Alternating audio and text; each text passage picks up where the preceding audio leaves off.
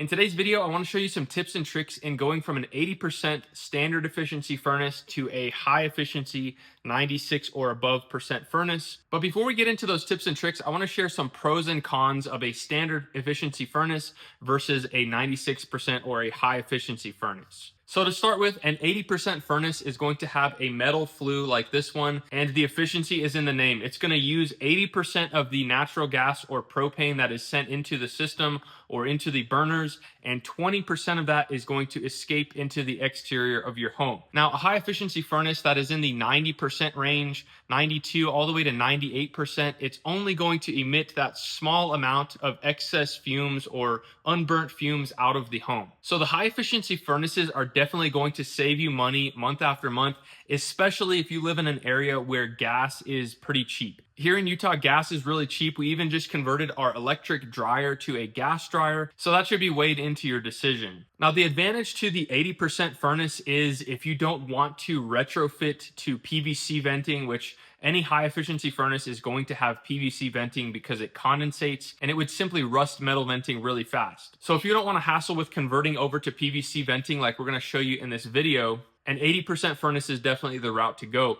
Another advantage to the 80% furnace is that it's very simple. There's just less components to go wrong on an 80% furnace. For example, it doesn't have condensation, so you don't have to worry about potential flooding if something backs up or leaking and causing error codes. None of that you have to worry about with an 80% furnace. The other thing is it has one heat exchanger versus a high efficiency furnace actually has two heat exchangers, the primary and then the secondary. So not really a deal breaker between the two. I like high efficiency furnaces and standard. It just depends on preference. I always said I wasn't going to go with a high efficiency furnace, but in all honesty, I haven't had a single problem with my high efficiency furnace, and I love the savings that we're getting every month. So with all that being said, we're going to show you some highlights from an install we did just a few days ago where we converted this 80% furnace to a 96%. And I wanted to just share some tips when you're considering going to a high efficiency furnace. If you're looking to do all new venting, this can be a pretty simple task,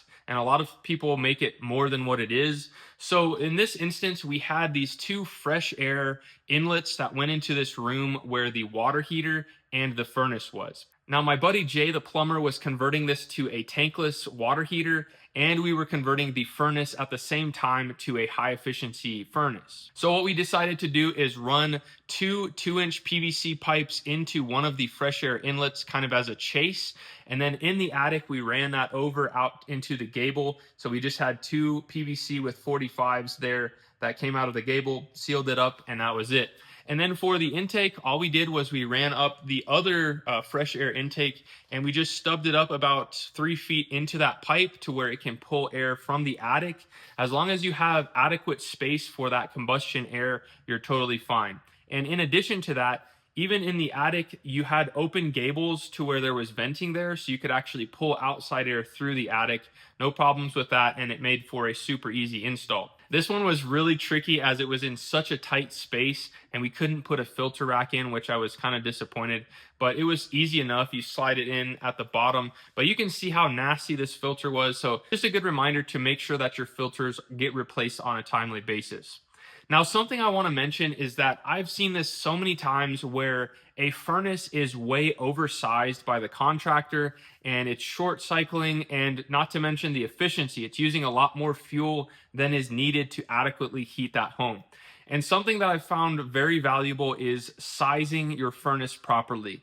The folks over at Alpine Home Air have an awesome sizing guide and great customer support. They can make sure that you get the right furnace, the right efficiency, the right CFM of air, the right orientation, the right size cabinet, all of that stuff they can take care of for you. In fact, we ordered this Goodman furnace from Alpine Home Air, had it shipped right to our door. It came really fast, and it saved me a trip from going to the supply house. So whether you're a DIYer or a contractor, Alpine Home Air can absolutely help you out. If you want to check out that sizing guide, you can find it right here if you're watching on TV, or after this video, you can find it in the video description. I was really pleased with how this furnace replacement turned out. It was a bit of a hassle as the AC side of things was a bit newer. So what we ended up doing was strapping up the evaporator coil, sliding our new furnace in because our new furnace was a couple inches taller, and then setting it back down, sealing it up, and it was as easy as that. But one thing I wanted to mention is that, especially with Goodman, I'm not sure about other manufacturers,